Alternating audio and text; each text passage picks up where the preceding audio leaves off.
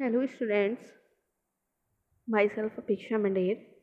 In this video, I will discuss about the population attributes, characters of population and age pyramid, population growth, etc.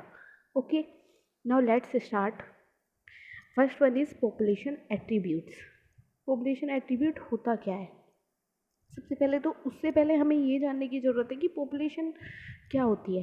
Population होती है किसी भी given area में, किसी भी एक पर्टिकुलर एरिया में जितने नंबर ऑफ़ इंडिविजुअल होते हैं एक स्पीसीज़ की, किसी भी स्पीसीज़ के जो नंबर ऑफ़ इंडिविजुअल्स हैं किसी भी ज्योग्राफिकल एरिया में जो आपस में इंटरब्रीड कर सकते हैं, ठीक है, यानी जो ऑफस्प्रिंग प्रोड्यूस कर सकते हैं और जो उस जो एरिया है हमारा उसकी बायोटिक कम्युनिटी की तरह वर्क करते हैं, वो हमारा पॉपुलेशन कहलाता है। अगर हम सिंपल वर्ड्स में देखें तो पॉपुलेशन जो है इंडिविजुअल्स का एक ग्रुप होता है जो किसी भी पर्टिकुलर ज्योग्राफिकल एरिया में रहता है, यानी उस एरिया में कितने नंबर ऑफ़ इंडिविजुअल्स प्रेजेंट है वो वहाँ की पॉपुलेशन होती है। ठीक है, अब पॉपुलेशन के कुछ एट्रीब्यूट्स होते हैं जैसे कि birth rate, death rate, sex ratio, population density. ठीक है, अब हम वन बाय वन इनके बारे में बात करेंगे। सबसे पहले अगर हम पॉपुलेशन की साइज़ या डेंसिटी की बात करें तो ये क्या होता है, ये होता है पॉपुलेशन साइज़ होता है कि किसी भी पर यूनिट एरिया में कितने नंबर ऑफ़ इंडिविजुअल्स हैं, एक स्पीसीज़ के कितने नंबर ऑफ़ इंडिविजुअल्स हैं किसी एक पर यूनिट एरिया में, वो वहाँ की पॉपुलेशन साइज़ या डेंसिटी होती है। इसको हम एक फॉर्मूला से रिप्रेजेंट करते हैं, जैसे ऊपर हम लिखते हैं number of individuals in a region, यानी उस टोटल रीजन में कितने नंबर ऑफ़ इंडिविजुअल्स हैं। ठीक है, और उस रीजन में नीचे हम लिखते हैं उस रीजन में कितना यूनिट एरिया हमने कवर किया है। ठीक है, नंबर ऑफ़ यूनिट एरिया कितना है उसको रिप्रेजेंट करते हैं, इसको रिप्रेजेंट करते हैं P D equals N upon S C. Next character होता है हमारा, कैरेक्टर या एट्रीब्यूट होता है बर्थ या नेटेलिटी रेट। ठीक है, बर्थ रेट क्या होता है, किसी भी पॉपुलेशन में पर ईयर 1000 इंडिविजुअल्स में से कितने बर्थ्स हुए हैं, कितने नंबर ऑफ बर्थ्स हुए हैं पर 1000 इंडिविजुअल्स में से। ठीक है, वो उसका बर्थ रेट होता है। इसी तरह से सेम डेथ रेट होता है कि किसी भी पॉपुलेशन में पर ईयर 1000 इंडिविजुअल्स में कितने लोगों की डेथ हुई है, कितने इंडिविजुअल्स की डेथ हुई है पर 1000 की अगर हम बात करें। ठीक है, तो उसका मोर्टेलिटी रेट होता है। ऐसे ही सेक्स रेशियो है, ये होता है कि नंबर ऑफ़ फीमेल्स कितनी है पर 1000 मेल्स में, यानी किसी भी गिवन टाइम में सपोज़ हमने एक साल का हमने डाटा लिया है। ठीक है, एक साल का डेटा अगर हमने लिया है कि सपोज़ एक पर्टिकुलर एरिया में 1000 मेल्स हैं, वहाँ पे 970 फीमेल्स हैं। ठीक है, तो ये वहाँ का सेक्स रेशियो का उस पर्टिकुलर एरिया का। ठीक है, अब हम नेक्स्ट बात करेंगे एज पिरामिड। एज पिरामिड की, एज पिरामिड क्या होते हैं। ठीक है, क्योंकि हमें पता है कि जो पॉपुलेशन होती है उसमें जितने भी इंडिविजुअल्स होते हैं सब सेम एज के नहीं होते हैं, सबकी एज डिफरेंट डिफरेंट होती है। ठीक है, तो इनको हम ये जो एज होती है इसको हम कुछ पर्टिकुलर स्ट्रक्चर की हेल्प से जानते हैं जिनको हम एज पिरामिड कहते हैं। ठीक है, इनको पॉपुलेशन को हम कह सकते हैं कि इसको पॉपुलेशन को जो डिस्ट्रीब्यूशन है उसको जानने के लिए पिरामिड्स को प्लॉटेड किया गया है। ठीक है, अब अगर हम एज पिरामिड्स की बात करें तो ये 3 तरह के होते हैं, pre reproductive, reproductive and post reproductive. ठीक है, जैसे आप यहाँ पे भी देख सकते हो 3 तरह की ग्राफ है, एक्सपेंडिंग, स्टेबल एंड डिक्लाइनिंग। ये पिक्चर आपके एनसीईआरटी बुक में भी शो की हुई है। तो इसमें 3 लेवल शो किए हुए हैं, प्री रिप्रोडक्टिव, रिप्रोडक्टिव और पोस्ट रिप्रोडक्टिव। जो प्री रिप्रोडक्टिव होता है हमारा, उसमें वो इंडिविजुअल्स आते हैं जिनकी एज कम होती है, यानी जो किड्स होते हैं या चिल्ड्रन होते हैं, इसमें वो आते हैं। और जो रिप्रोडक्टिव वाला एरिया है, या हम कह सकते हैं रिप्रोडक्टिव वाला जो लेवल है, उसमें वो इंडिविजुअल्स आते हैं जो यूथ होते हैं, हमारे जो यूथ आते हैं वो रिप्रोडक्टिव वाले लेवल पे आते हैं, और पोस्ट रिप्रोडक्टिव में आते हैं हमारे सीनियर सिटीजन्स। ठीक है, तो अगर हम पहले ग्राफ की बात करें तो इसमें क्या है, इसमें मोर्टेलिटी रेट बढ़ रहा है।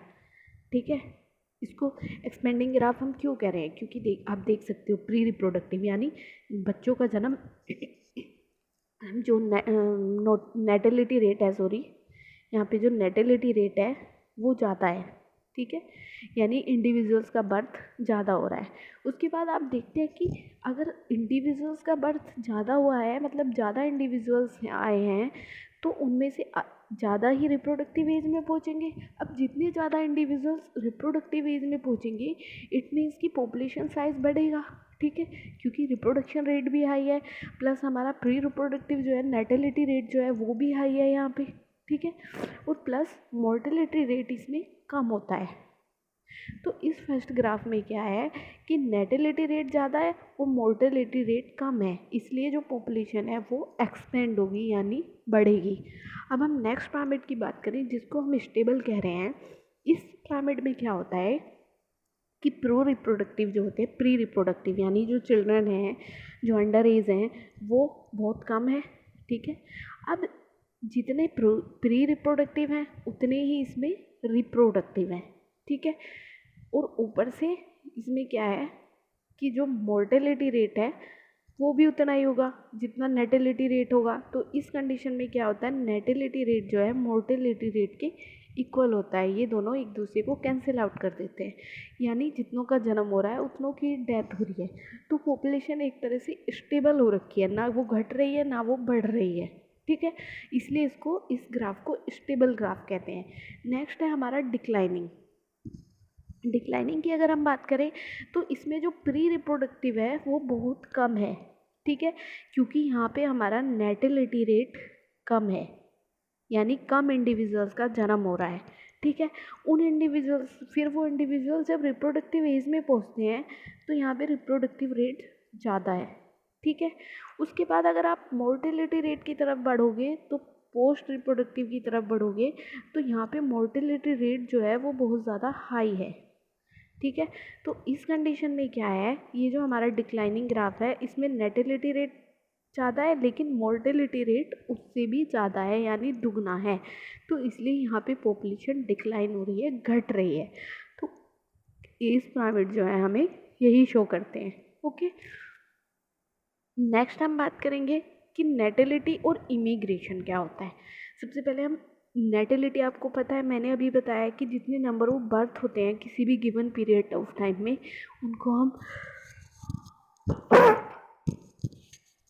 उनको हम नेटेलिटी कहते हैं, ठीक है। अब एक टर्म होती है हमारे पास इमिग्रेशन। इमिग्रेशन क्या होता है, इमिग्रेशन होती है किसी भी हैबिटेट में एक गिवन टाइम पीरियड में जितने नए इंडिविजुअल्स आए हैं, ठीक है, उसी सेम स्पीसीज़ के नए इंडिविजुअल्स आए हैं। जैसे अगर आप स्कूल की बात करें, ठीक है, स्कूल हमारा एक ज्योग्राफिकल एरिया है, तो उस भी स्कूल में पर ईयर में हम पर ईयर का डेटा कलेक्ट कर रहे हैं, तो उस स्कूल में पर ईयर में जितने न्यू एडमिशन्स हुए हैं, या सपोज़ आप अपनी क्लास का ले लीजिए, आपकी क्लास आपका ज्योग्राफिकल एरिया है, तो आपकी क्लास में जितने न्यू एडमिशन्स होंगे दैट इज़ कॉल्ड इमिग्रेशन, ठीक है, यानी वहाँ पे सेम स्पीसीज़ के इंडिविजुअल्स बाहर से आ रहे हैं तो वो पॉपुलेशन को ऐड कर रहे हैं, ठीक है। तो इससे क्या होगा, पॉपुलेशन इंक्रीज़ होगी। अब ऐसे ही नेटेलिटी में होता है, नए जन्म होते हैं तो पॉपुलेशन इंक्रीज़ होती है। तो सेम यहाँ पे है कि नेटेलिटी और इमिग्रेशन, ये दोनों जो हैं किसी भी पॉपुलेशन की डेंसिटी को इंक्रीज़ करने में हेल्प करते हैं, ठीक है। नेक्स्ट हम बात करेंगे मोर्टेलिटी। मोर्टेलिटी आपको पता है कि किसी भी गिवन टाइम में जो डेथ होती है उसको हम मोर्टेलिटी कहते हैं, पर यूनिट एरिया में पर इंडिविजुअल्स जितनी भी डेथ होती है, ठीक है। अब इमिग्रेशन क्या होता है कि किसी भी पर्टिकुलर एरिया से, जैसे अभी मैंने क्लास का एग्जांपल दिया आपको, तो आपकी क्लास में सपोज आपकी क्लास में 22 स्टूडेंट्स है जिसमें से 11 स्टूडेंट ने स्कूल लेफ्ट कर दिया है, ठीक है, तो वो हो गया इमिग्रेशन। इससे क्या हुआ, आपकी क्लास की जो पॉपुलेशन थी, नंबर ऑफ स्टूडेंट्स था, वो डिक्रीज़ हो गया, ठीक है। तो सेम ऐसे ही मोर्टेलिटी में होता है, क्योंकि इंडिविजुअल की डेथ होने से क्या होता है, पॉपुलेशन कम होती है। तो मोर्टेलिटी और एमिग्रेशन जो है ये दोनों किसी भी पॉपुलेशन को, किसी भी एरिया की पॉपुलेशन डेंसिटी को डिक्रीज़ करते हैं, ठीक है। तो इसके लिए एक इक्वेशन होती है जिसको हम ऐसे रिप्रेजेंट करते हैं, N T equals N0 plus B plus I minus D plus E. यहाँ पे एन टी है पॉपुलेशन डेंसिटी टाइम में, N0 है पॉपुलेशन इन द बिगिनिंग, मतलब जिस टाइम से हमने सर्वे शुरू किया उस टाइम पे क्या पॉपुलेशन थी। B हो गया हमारा बर्थ रेट, I हो गया इमिग्रेशन, इसलिए इन दोनों को ऐड किया गया है। D हो गया डेथ रेट और E हो गया इमिग्रेशन। इनमें अब बर्थ रेट और डेथ रेट जो है हमारा, इन दोनों को माइनस करके हम पॉपुलेशन डेंसिटी को काउंट कर सकते हैं। ओके, नेक्स्ट हम बात करेंगे पॉपुलेशन ग्रोथ मॉडल्स की। इसके लिए डिफरेंट मॉडल्स दिए गए हैं। यहाँ मेनली 2 मॉडल्स को डिस्कस किया गया है कि कौन कौन से मॉडल्स होते हैं। सबसे पहला है एक्सपोनेंशियल ग्रोथ। एक्सपोनेंशियल मीन आप समझते हो। एक्सपोनेंशियल ग्रोथ तब होती है किसी भी एरिया में। एक्सपोनेंशियल ग्रोथ ये आप ग्राफ में भी शो किया हुआ है, ये वाला जो लाइन है ये एक्सपोनेंशियल ग्रोथ को शो कर रही है। तो एक्सपोनेंशियल ग्रोथ जो है किसी भी एरिया में तब होती है जब वहाँ पे रिसोर्सेज बहुत ज़्यादा अमाउंट में अवेलेबल है। ठीक है, अब जब रिसोर्सेज अवेलेबल है, बहुत ज़्यादा अवेलेबल है, पॉपुलेशन नंबर से ज़्यादा रिसोर्सेज अवेलेबल है, तो वहाँ पे लोगों को ना तो कम्पीट करने की ज़रूरत है एक दूसरे को, क्योंकि एनिमल्स में क्या होता है, ह्यूमन बीइंग हो या एनिमल्स हो, जब रिसोर्सेज कम होते हैं तो वो एक दूसरे के साथ कम्पीट करते हैं और जो जीत जाता है वही सर्वाइव कर पाता है। तो यहाँ पे उन्हें कंपटीशन की कोई नीड नहीं है। तो इसलिए क्या होता है इसमें कि जो ग्रोथ है वो एक्सपोनेंशियल होती है, क्योंकि फूड भी अनलिमिटेड है और स्पेस भी अनलिमिटेड है। तो इसलिए किसी भी एनिमल को एक दूसरे के साथ कंपीट करने की कोई ज़रूरत नहीं है। इसके लिए एक इक्वेशन दी जाती है dn/dt equals b minus D into N.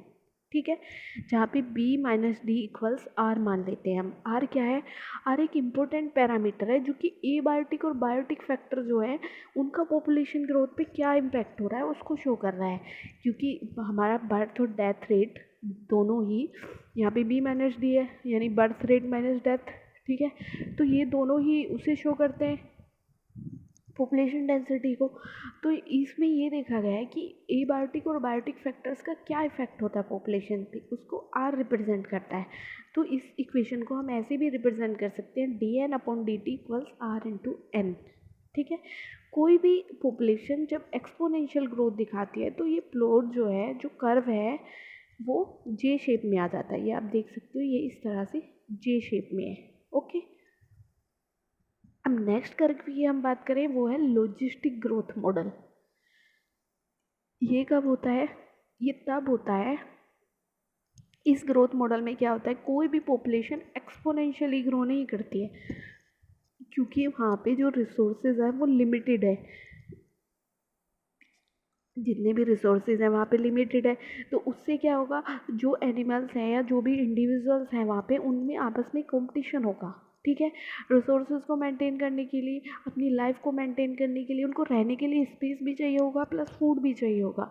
तो उनको एक दूसरे के साथ कंपटीशन करना पड़ेगा और जो कंपटीशन में जीत जाएगा वही वहाँ पे सरवाइव करेगा। ठीक है, सपोज़ आपकी का 5 लोगों का ग्रुप है, अगर 5 में से आपको सिर्फ 3 केले दे दिए जाए तो आपस में आप एक दूसरे से लड़ोगे।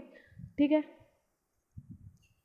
तो जो जीतेगा उसके पास केला आ जाएगा। ऐसे ही अगर हम स्पेस की बात करें, सपोज़ क्लास में 40 स्टूडेंट्स हैं और क्लास में सीट्स हैं 35, तो आप लोगों में कंपटीशन होगा ना कि पहले मैं जाके क्लास में बैठूँ, सीट ले लूँ, सबसे पहले मैं ले लूँ, कहीं मेरे को बाद में सीट ना मिले। तो ये भी एक तरह का कंपटीशन होता है, इसमें जो जीतता है उसी को सीट मिलती है। तो ऐसे ही इसमें होता है कि जब भी इंडिविजुअल्स के पास रिसोर्सेज और स्पेस लिमिटेड होता है तो वो आपस में एक दूसरे से कम्पीट करते हैं। ठीक है, इसको भी एक इक्वेशन के थ्रू डिस्क्राइब करते हैं dn/dt इक्वल्स आर एन के माइनस एन अपॉन के। यहाँ पे एन पॉपुलेशन डेंसिटी है जो हमने पीछे भी पढ़ी थी, आर जो है इंट्रिंसिक रेट है नेचुरल इंक्रीज का, यानी आर क्या है ये हमने पीछे भी देखा था कि इम्पोर्टेंट पैरामीटर है जो कि बायोटिक और एबायोटिक फैक्टर्स को देखता है ना, कि जो पॉपुलेशन है वो नेचुरल तरीके से किस तरह से इंक्रीज़ हो रही है, किस रेट से इंक्रीज़ हो रही है, आर उसको शो कर रहा है। के होती है कैरिंग कैपेसिटी। अब आप ये सोच रहे होंगे कि कैरिंग कैपेसिटी क्या होती है, तो मैं आपको बता दूं कि हर एक इकोसिस्टम या एनवायरनमेंट होता है या कोई भी हैबिटेट जो होता है उसमें लिमिटेड रिसोर्सेज होती हैं। वो एक एक मैक्सिमम नंबर को ही सपोर्ट कर सकता है ना पॉपुलेशन की, तो उसको हम कैरिंग कैपेसिटी कहते हैं। यानी जैसे एक रूम है जिसमें सिर्फ 20 स्टूडेंट्स शिफ्ट हो सकते हैं, वो ही बैठ सकते हैं, तो वो जो 20 स्टूडेंट्स का स्पेस है वो उसकी कैरिंग कैपेसिटी है, यानी वो रूम सिर्फ 20 स्टूडेंट्स को ही कैरी कर सकता है, not more than this. Okay, तो इसी तरह से कोई भी इकोसिस्टम है उसके भी एक लिमिटेशन होती है, क्योंकि हमें पता है इकोसिस्टम में लिमिटेड रिसोर्सेज होती हैं, तो वो कुछ मैक्सिमम नंबर ऑफ इंडिविजुअल्स को ही सपोर्ट कर सकता है कि कितने मैक्सिमम नंबर ऑफ इंडिविजुअल उसमें इकोसिस्टम में रह के सर्वाइव कर सकते हैं, तो वो उसकी कैरिंग कैपेसिटी होती है। ठीक है, और ये उसकी इक्वेशन होती है लॉजिस्टिक ग्रोथ की। यहाँ आप देख सकते हो इसमें लॉजिस्टिक ग्रोथ शो किया हुआ है, ये बी जो लाइन है ये हमारे लॉजिस्टिक ग्रोथ को शो कर रही है। ठीक है, जब रिसोर्सेज लिमिटेड होते हैं, इसमें क्या होता है कि पहले पॉपुलेशन बढ़ती है। ठीक है, जब कैरिंग कैपेसिटी आ जाती है तो जो पॉपुलेशन ग्रोथ है वो स्टेबल हो जाती है, रुक जाती है, यानी वो ना बढ़ रही है ना घट रही है। अपने आप को उस इकोसिस्टम में जितने भी इंडिविजुअल्स हैं उन्होंने अपने नंबर को मेंटेन कर लिया, अपनी पॉपुलेशन को मेंटेन कर लिया according to their resources. Okay, यानी वो कैरिंग कैपेसिटी पे आके पॉपुलेशन रुक जाती है। ये होती है हमारा लॉजिस्टिक ग्रोथ कर्व। ओके, अब हम बात करेंगे लाइफ हिस्ट्री वेरिएशन की। लाइफ हिस्ट्री वेरिएशन का मतलब है जैसे जैसे इवोल्यूशन होता है हमारे एनवायरनमेंट में, तो जो इंडिविजुअल्स होते हैं उनके अंदर अलग अलग हैबिट्स डेवलप होती हैं। ठीक है, उनकी रिप्रोडक्टिव फिटनेस भी बढ़ती है।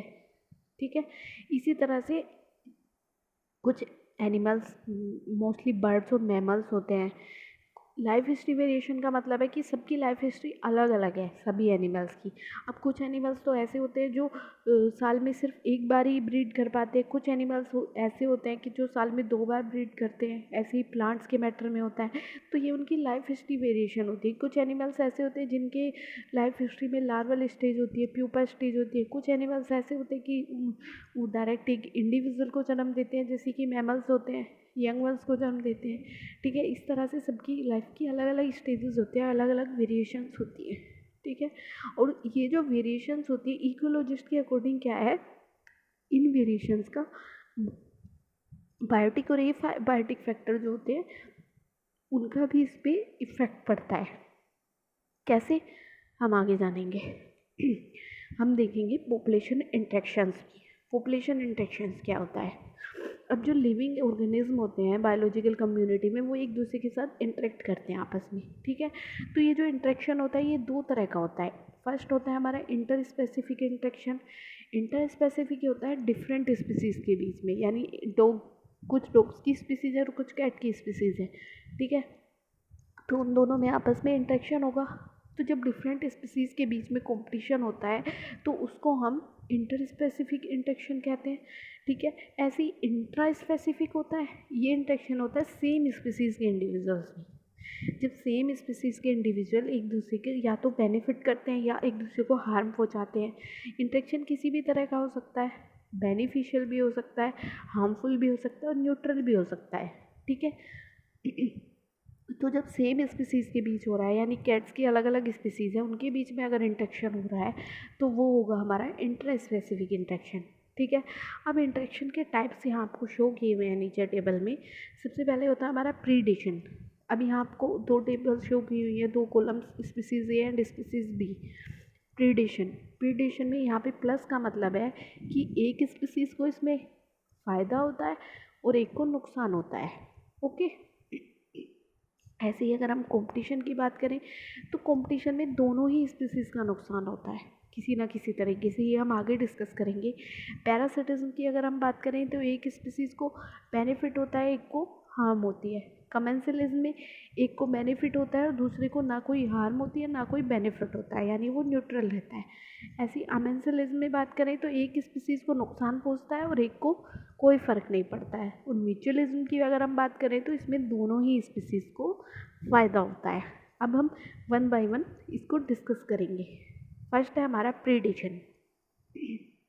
प्रीडेशन क्या होता है, ये एक इंटर स्पेसिफिक इंटरेक्शन है, यानी जब डिफरेंट स्पीसीज एक दूसरे के साथ इंटरेक्शन करती हैं, ठीक है। इसमें क्या होता है, एक जो स्ट्रॉन्ग एनिमल है जिसको हम प्रीडेटर कह रहे हैं, वो किसी भी जो वीक एनिमल है उसको खा जाता है या उसको मार देता है। तो जो हमारा स्ट्रॉन्ग एनिमल है उसको हम प्रीडेटर कहते हैं, और जो वीक एनिमल है उसको हम प्रे कहते हैं। इसलिए इसमें अभी पीछे हमने देखा था, इसमें एक स्पीसीज को बेनिफिट होता है और दूसरी को नुकसान होता है, ठीक है। अब प्रीडेशन होता क्यों है?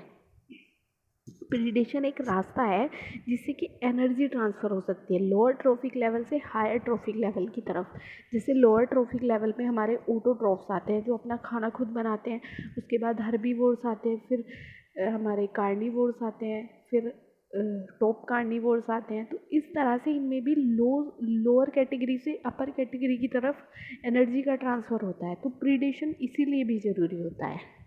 अब प्रीडेशन और क्यों ज़रूरी है? क्योंकि जो प्रे है, कुछ एनिमल्स ऐसे होते हैं जो कि जब उनमें रिप्रोडक्शन होता है तो उनकी स्पीसीज़ बहुत लार्ज नंबर में रिप्रोड्यूस होती है, यानी लार्ज नंबर के इंडिविजुअल्स प्रोड्यूस होते हैं। तो इससे क्या होता है, अगर उनका शिकार ना किया जाए या वो ना मरे, नेचुरल डेथ उनकी ना हो, तो उससे क्या होता है कि जो हमारी अर्थ है उसमें पॉपुलेशन बहुत ज़्यादा बढ़ जाएगी, यानी एक्सपोनेंशियल ग्रोथ हो जाएगी। इसलिए प्रीडेटर जो है वो प्रे की पॉपुलेशन को अंडर कंट्रोल रखता है।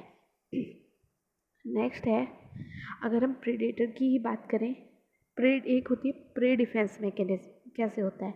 कुछ प्रेडेटर ऐसे होते हैं जिनको हम बायोलॉजिकल कंट्रोल की तरह भी यूज़ करते हैं, यानी जो खेतों को नुकसान पहुंचाने वाले पेस्ट होते हैं उनसे अपने खेतों को बचाने के लिए प्रेडेटर की तरह यूज़ करते हैं। जैसे कि लेडी बर्ड, ये लेडी बर्ड है, ये लेडी बर्ड जो है ये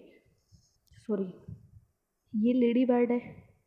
ये लेडी बर्ड क्या करती है, ये एफिड्स को और मॉस्किटोज़ को खा जाती है। ये हमारे ड्रैगन फ्लाई है, तो ये ड्रैगन फ्लाई, एफिड, मॉस्किटो इन सबको खा जाती है, इसलिए इसका यूज़ किया जाता है फसलों की रखवाली करने के लिए।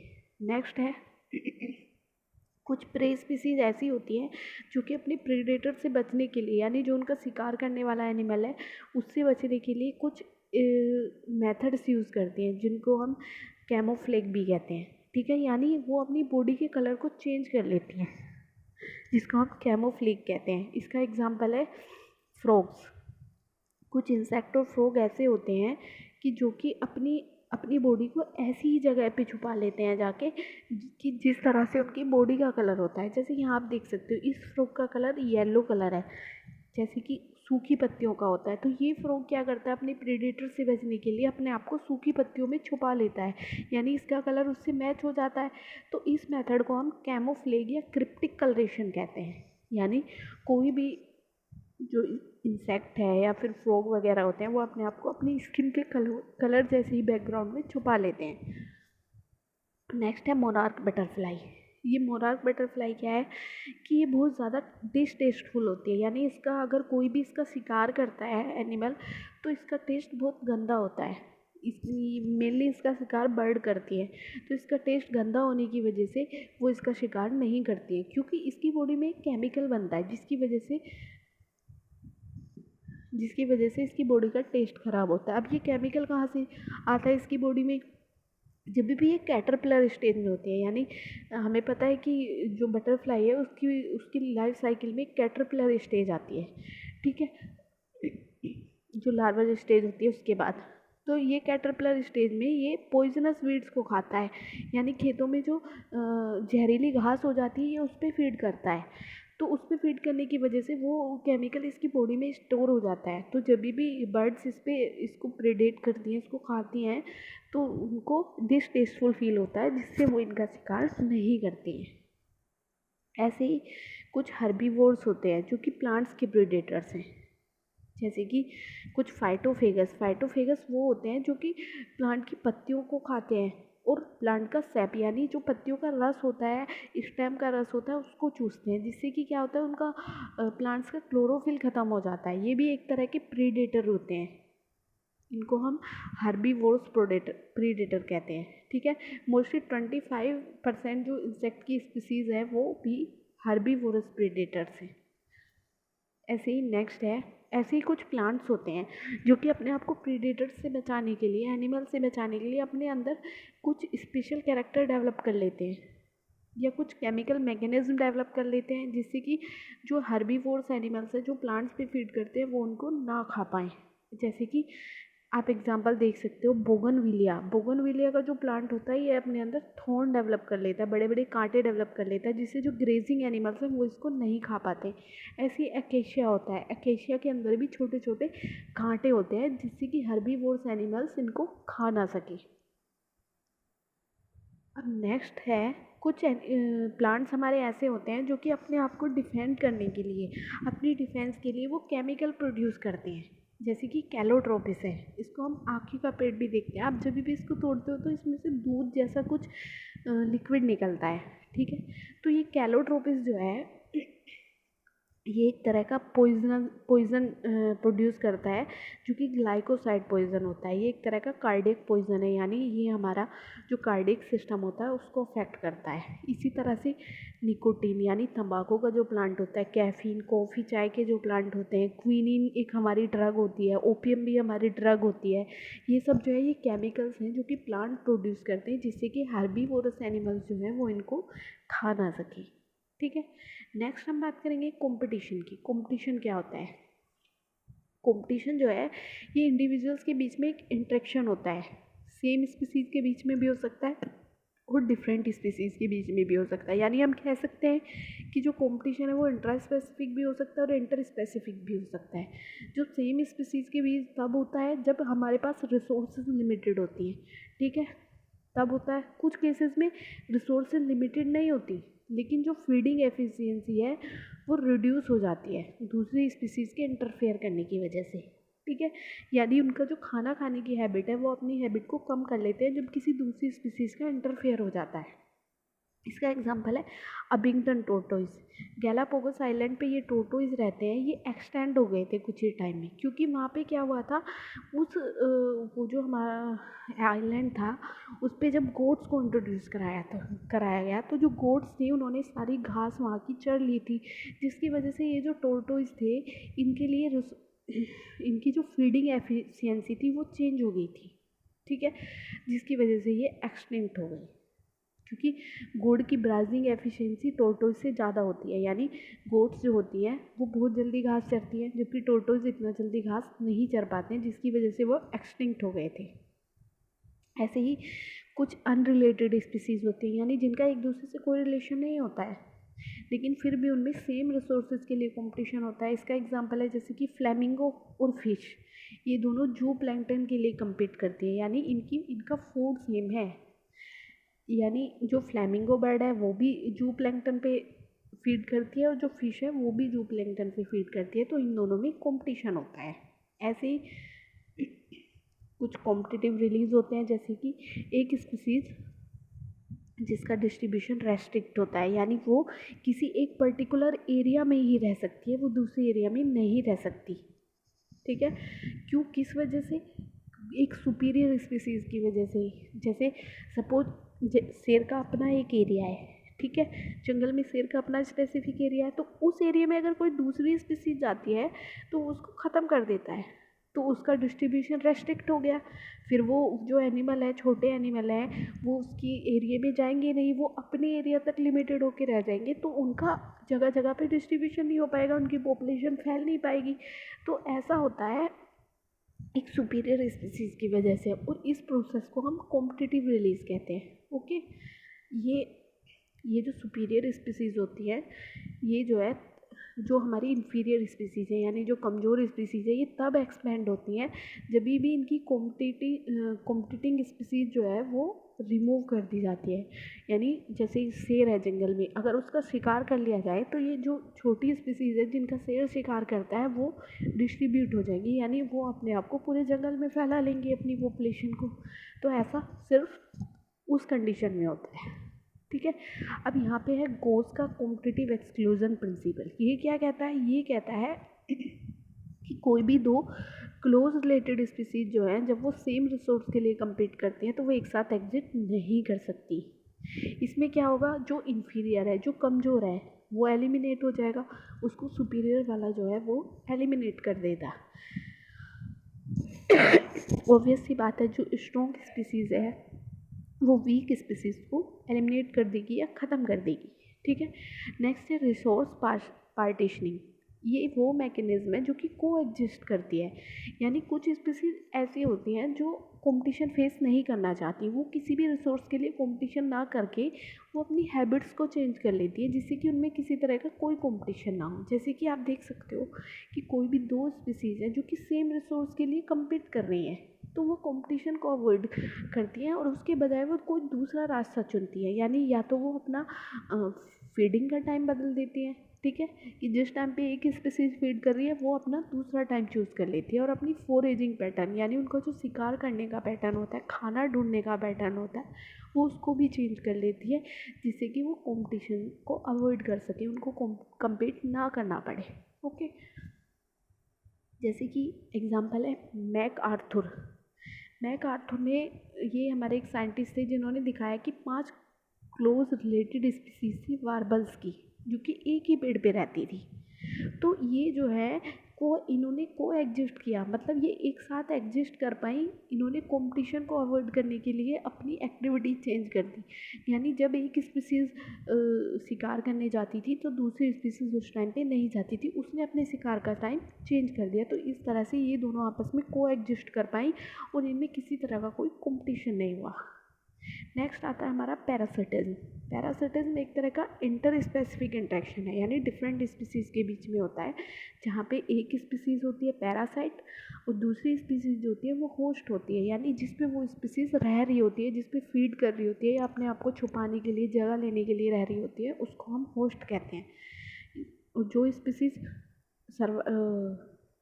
दूसरे के ऊपर रह रही होती है उसको हम पैरासाइट कहते हैं, और जिसके ऊपर रह रही होती है उसको हम होस्ट कहते हैं। इसमें क्या होता है, इसमें आपने देखा था प्लस माइनस, यानी एक स्पीसीज़ को फ़ायदा होता है, एक को नुकसान होता है।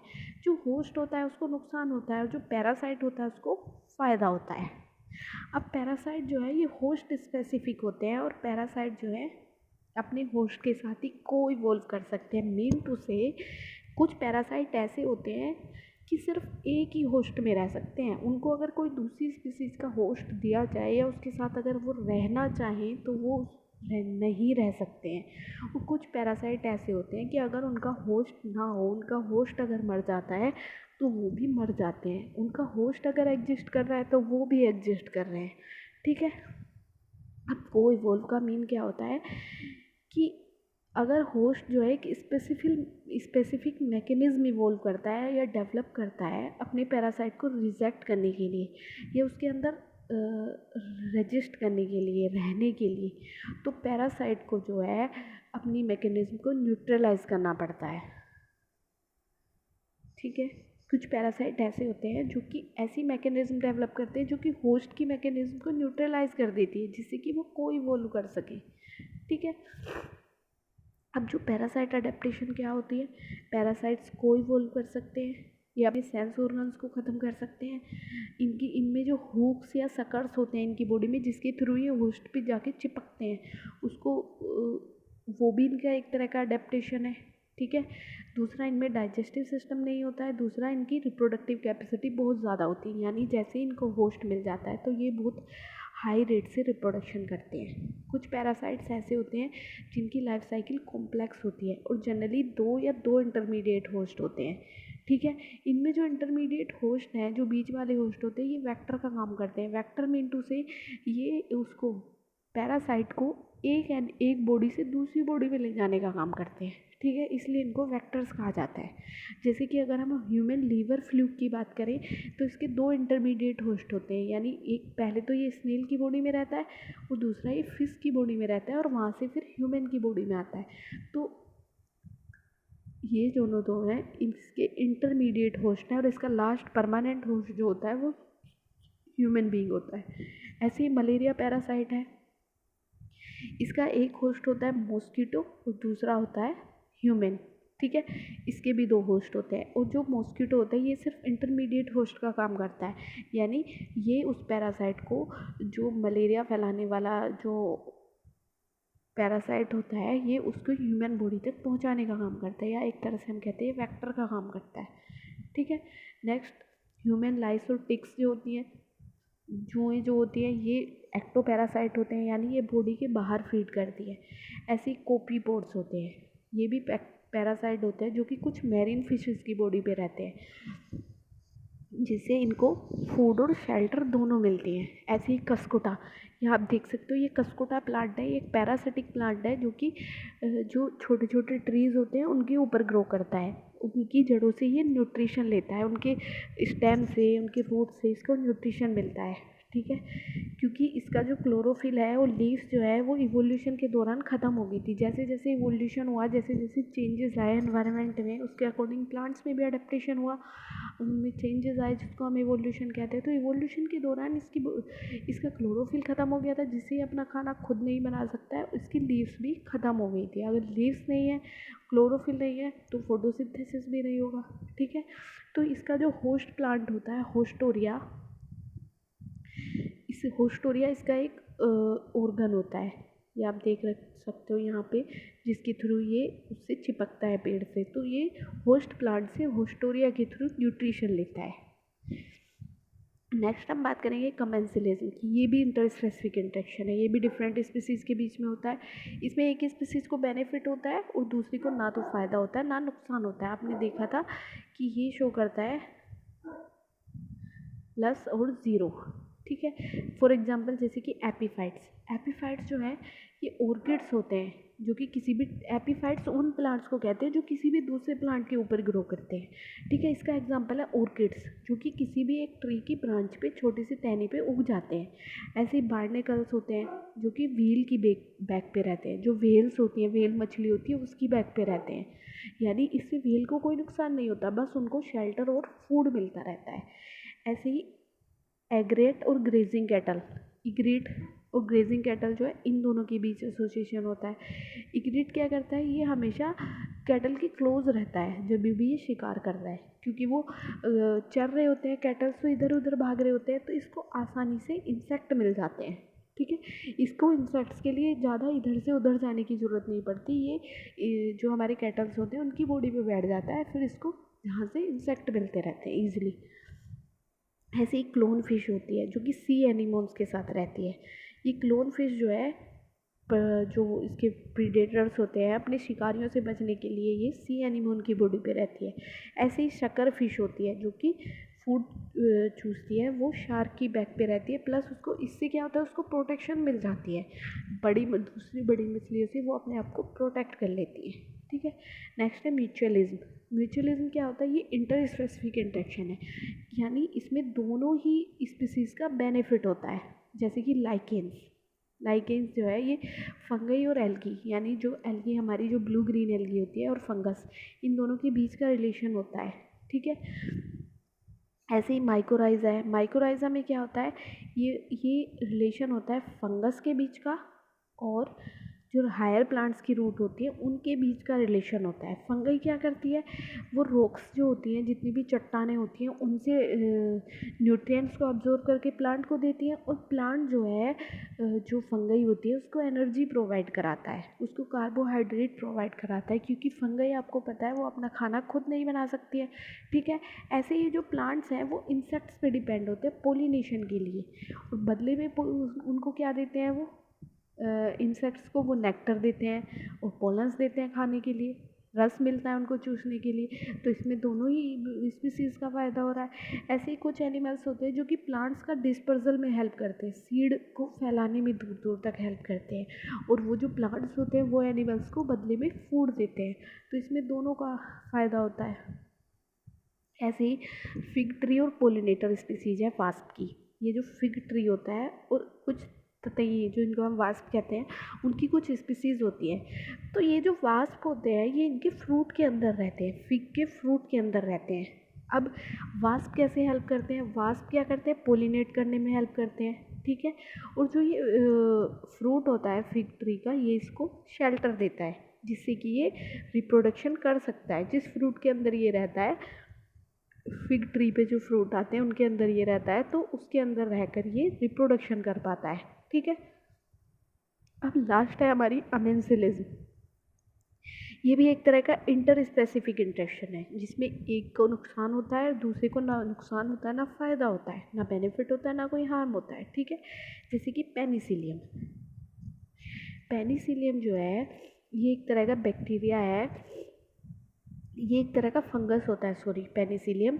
ये एक केमिकल सीक्रेट करता है जिसको पेनिसिलिन कहते हैं। अब ये पेनिसिलिन क्या करती है, ये बैक्टीरिया को मारती है। तो पेनिसिलिन इसमें जो है, पेनिसिलिन जो है इसका कोई नुकसान नहीं हो रहा है ना कोई फ़ायदा हो रहा है, ये सिर्फ केमिकल सीक्रेट कर रही है। इसमें नुकसान किसका हो रहा है, बैक्टीरियाज का, क्योंकि ये ऐसा केमिकल सीक्रेट कर रही है जो कि बैक्टीरियाज को मारता है, ठीक है।